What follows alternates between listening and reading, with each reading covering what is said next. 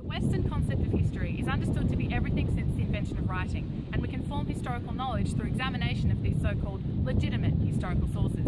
This Western way of understanding the world's history and of forming knowledge, our historical ontologies and epistemologies, has meant that Indigenous Australian histories and perspectives often don't count. I'm here on Parramatta country to investigate how colonialism has created a culturally bound white curriculum in Australia. In my experience, Australian history in schools was taught a lot like this.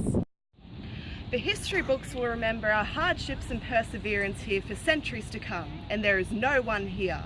But sir, the people... And there is no one here. I tried to contact James Cook for comment, but he was unavailable. However, we have found some members of the general public. Do you think that our curriculum is white?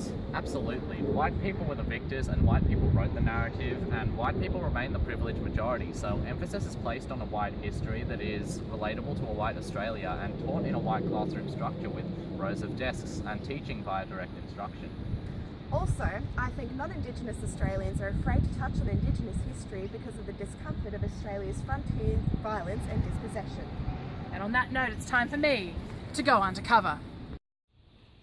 There's a teacher coming. Hey, Miss! Hey, Miss, I really enjoyed our lesson today on the Anzacs, especially the mateship. But when are we going to learn about Indigenous Anzacs? Oh, we did. Yes, this tokenistic mention of 3 sentences in amongst these pages and pages of eloquent historical narrative based on white source material. Miss, when are we going to learn more? Miss, have you just been tokenistically mentioning Indigenous perspectives? This textbook, which dictates which historical information is important for our students to know, is characteristic of how our Western ontologies and epistemologies have created a white curriculum.